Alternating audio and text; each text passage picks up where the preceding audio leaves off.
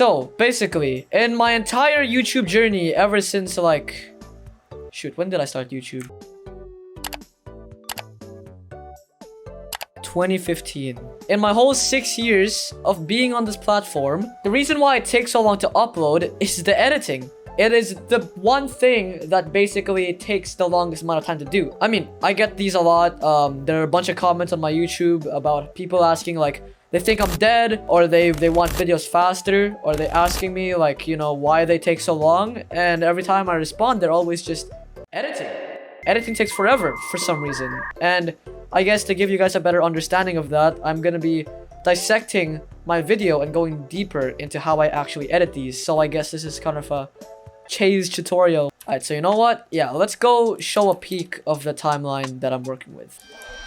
Alright, so this right here is the timeline for my newest video currently. So essentially this video took like 1.5 months to make, and this is my timeline right here. I'm gonna be like just going into this and showing you, you know, I guess how I edit these. So let's start with the beginning. The video starts off like this. Diary of a Wimpy Kid is one of the most successful children's book series of all time. Alright, so that essentially is how the video starts at 3 seconds. So at the very start of the timeline, first off, we got Diary of Wimpy Kid 1.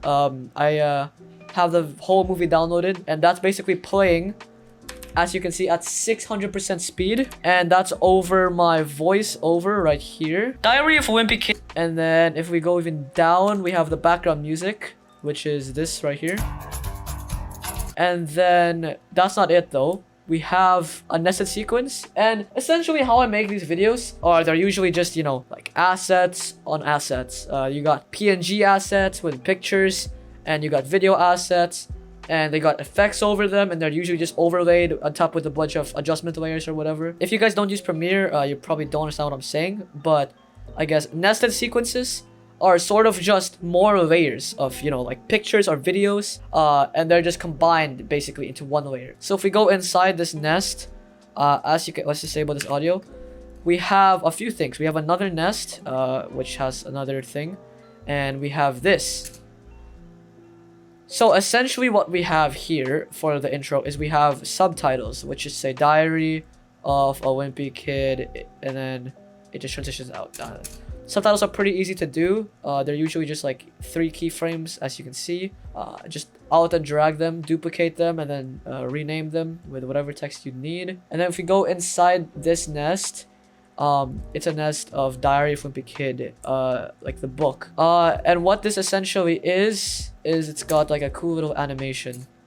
So what it is essentially is we got transform, and I essentially just graphed it. As you can see, it's got this little curve. I graphed it so that it starts off very fast, it goes really slow in the middle, and then we got like the rotation keyframe. That's pretty basic stuff. So like as you can see, when I dissect into it, it's actually like it's not that hard. You can probably do this really easily in like a couple minutes, but this took me a while because I was still trying to figure out, you know, how I was supposed to make the intro to the video. So I guess that took me like around, I guess, an hour to do this whole part here. And above we got borders basically. This nest is essentially a green screen of this paper right here, which is like the texture for Diary of Wimpy Kid, and it just goes down, and that's like the border I use for the video, and I lock it so it doesn't get moved. And essentially that's it. So let's move on. Over here, essentially what happens is this has a opacity keyframe, which means it just goes down, and there's a white color matte right here, and it's got a vignette effect, which is also pretty basic. Essentially what happens is the Diary of Wimpy Kid book spins around, and then it transitions into this text right here. And